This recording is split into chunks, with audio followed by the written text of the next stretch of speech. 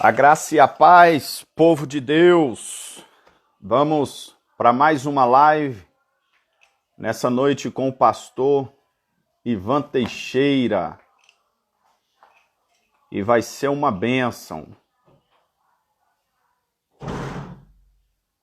O tema hoje é as 3 dádivas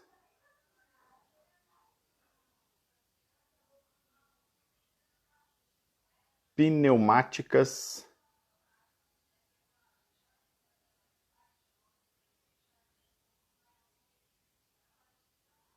do reino.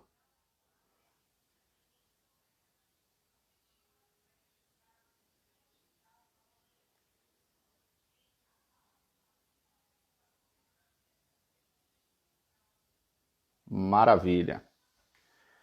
Só esperando agora o reverendo dos ouvintes. Se tratando de Vossa Excelência, eu vou deixar o senhor explanar o tema de hoje, né? As 3 dádivas, né, pneumáticas do Reino de Deus. Vou deixar o senhor explanar. Em seguida, nós vamos abrir para as perguntas dos participantes e vamos dialogar isso se a gente tiver tempo. Tá certo? Pode ser assim, reverendo? Tranquilo, maravilha. De Deus. Vai ser um prazer, né, estar expondo essa temática aí com os irmãos. Nós já queremos saudar os irmãos que já estão adentrando, os que, porventura, adentrarão para estarem conosco, para falarmos sobre esse importante tema que é o Reino de Deus, né? Que é um tema complexo, mas também simples. E nós devemos tratar dessa temática bíblia, eu sempre digo, de forma simples, mas não simplista, profunda, mas não complexa, no viés pastoral, de direcionamento para a igreja e para a edificação dos nossos queridos irmãos. Sabemos que o reino de Deus, o domínio de Deus, a soberania de Deus é ampla nas escrituras sagradas e tem os seus aspectos, né, as suas tensões, podemos também dizer, aspectos que estão cumprindo-se, que hão de cumprir, a evidência já do reino no seu aspecto espiritual e, por conseguinte, no seu aspecto literal, que assim nós cremos, é a nossa crença, está no nosso credo, no reino milenar, para cumprir todas as profecias relacionadas à aliança davídica, né, que cumprir-se-á na pessoa de Cristo. Ou nós acreditamos no cumprimento destas profecias, ou iremos fazer um malabarismo interpretativo e alegorizá-las, né, espiritualizá-las, deixar aquilo que é peculiar aos evangélicos, que é a interpretação gramatical histórica, né? Entender a intenção do autor, e a intenção dos autores do Antigo Testamento era que viesse um Messias literal, com um reino literal, e que estivesse reinando sobre Israel, né? Eu vejo até essa contradição em muitos, principalmente na teologia de alguns, né, que acabam ressignificando a natureza profética dessas menções do reino de Deus. Ok? Mas vai ser muito bom falarmos sobre as 3 dádivas, né, pneumáticas do reino de Deus. Maravilha. Reverendo, eu vou apresentar aqui as suas obras. Eu tenho aqui 2, né? Não sei se o senhor tem mais aí para nos mostrar, mas também quero lhe parabenizar pelos seus escritos, que são muito edificantes. Gosto da forma como o senhor escreve, o senhor é direto, não foge dos assuntos mais difíceis, pelo contrário, vai de encontro a eles e também nos ensina muito nos seus escritos, né? Então, os seus escritos para nós têm sido uma bênção. Tenho aprendido muito com eles. O apóstolo Paulo, ele chega de forma prática a falar sobre estas preciosas dádivas do Espírito no reino de Deus. O texto de Romanos, capítulo 14, verso 17, diz o seguinte: porque o reino de Deus não é comida nem bebida, mas justiça e paz e alegria no Espírito Santo. Ou, segundo outras versões, o reino de Deus é a justiça, a paz e a alegria do Espírito Santo. Então, para entendermos um pouco esse texto, rapidamente eu darei uma pincelada no contexto da fala do apóstolo Paulo à igreja em Roma. Então, no contexto deste versículo que lemos, né, o apóstolo Paulo ele está dando orientações e fazendo exortações gerais sobre vários assuntos. Parece-nos que certos cristãos estavam tendo disputas sobre comer ou não comer, entre dias e dias. Paulo diz que quem distingue entre dia e dia e quem julga iguais todos os dias, para o Senhor o faz. Havia também aquela famosa questão, se um cristão pode comer de tudo ou não. Paulo também diz, quem come, para o Senhor o come, porque dá graças a Deus, e quem não come, também para o Senhor não come, e também dá graças a Deus.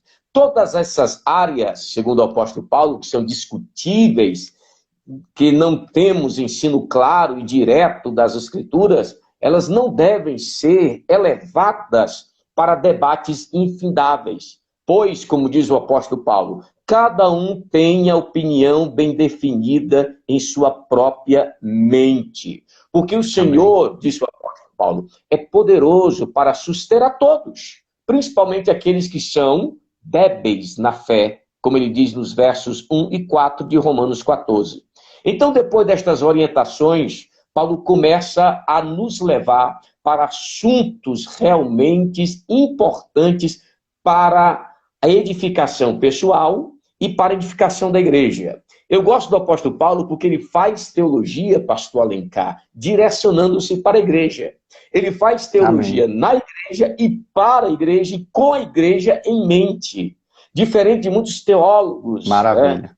Na história que fazem teologia a partir da cátedra, a partir da cadeira professoral, sem aquela experiência e visão e liderança pastoral. E muitas das vezes eles adentram em campos especulativos que trazem mais confusão, que é interessante para a erudição, que é até importante para os labores da erudição teológica, mas certos aspectos especulativos de nada trazem para a edificação dos irmãos e da igreja. O apóstolo Paulo, não, ele entrava nos problemas da igreja, observava os problemas da igreja e, direcionado pelo Espírito, ele expunha as verdades históricas do cristianismo, como a morte de Cristo, a ressurreição de Cristo, a ascensão de Cristo, o derramamento do histórico do Espírito, a vinda do Espírito. Ele trazia estas verdades à luz, expondo-as, explicando-as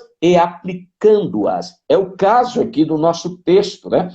Que após tocar no assunto das situações que as igrejas enfrentavam em pequenos detalhes de opiniões pessoais, ele começa a falar sobre coisas importantes.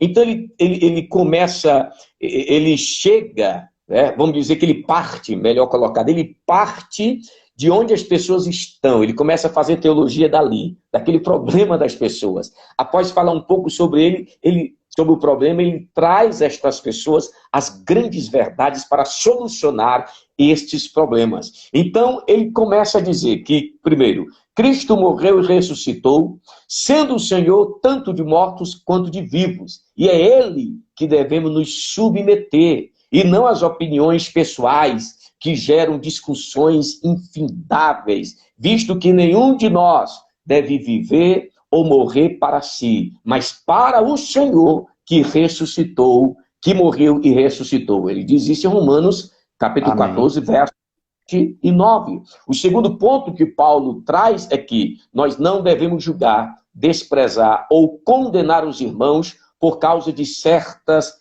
questiúnculas teológicas ou opiniões pessoais sobre determinados assuntos que não são claros nas Escrituras, pois todos nós devemos comparecer perante o tribunal de Deus e cada um de nós dará conta de si mesmo a Deus. Eu vejo nisso atualmente, trazendo uma contextualização, né, de detalhes sobre determinados debates, e o Senhor traz este assunto em um livro do Senhor sobre a predestinação, Sim. trazendo um viés bíblico, viés extremos em discussões infindáveis que não trazem uma edificação para a igreja. Então é isso que Paulo está dizendo. E ele diz também até para Timóteo, né? Cuidado com essas genealogias sem fim, essas discussões, loquacidades frívolas que não trazem fé e nem serviço a Deus. E no seu livro você traz um perfil bíblico equilibrado para entendermos estas profundas verdades da palavra de Deus. E é o conceito do apóstolo Paulo, né? É o que Paulo fala em todo o seu conteúdo de exposição teológica. Então ele diz ainda, né? Paulo também nos exorta a não pormos tropeços ou escândalo aos irmãos por causa de opiniões sobre comer, que é no caso do contexto lá, sobre o beber. Melhor, disse o apóstolo Paulo, a abstenção do que colocar uma tentação no caminho de um irmão e fazê-lo tropeçar. Verso 21 ele diz sobre isso. Então, o quarto ponto que eu quero elencar nesse contexto é que Paulo nos conclama a andar segundo o amor fraternal, para que não façamos perecer aquele a favor de quem Cristo morreu, como diz o verso de número 15. Posto isto, meus queridos irmãos, pastor Alencar, Paulo ele nos diz, depois de tudo que eu acabei de falar, ele nos diz, porque o reino de Deus não é comida nem bebida. Você vê que do problema deles, das discussões dele, Paulo traça o perfil bíblico e chega no que é essencial. O que é essencial nas nossas igrejas? O reino de Deus. Glória a Deus. Então, Paulo diz, o reino de Deus, irmão. O que é o reino de Deus? Esse reino de Deus não são essas briguinhas de vocês aí. Não é negócio de comer, não é negócio de beber, não é essas especulações das cátedras teológicas em que as pessoas dizem eu sou de A, eu sou de B, eu sou de Calvino, eu sou de Arpílio, eu sou de Abraão. Eita, Jesus. O reino de Deus não é isso. Não são essas discussões, essas opiniões pessoais. Louvamos a Deus pelas grandes mentes que pensaram e fizeram teologia na sua época e extraíram verdades para os seus ouvintes, mas nós, pelo Espírito, também devemos fazer a teologia, devemos buscar, postular verdades por meio do pastorado, por meio do Espírito de Deus. E Paulo diz que há coisas essenciais que nós não devemos perder de vista por causa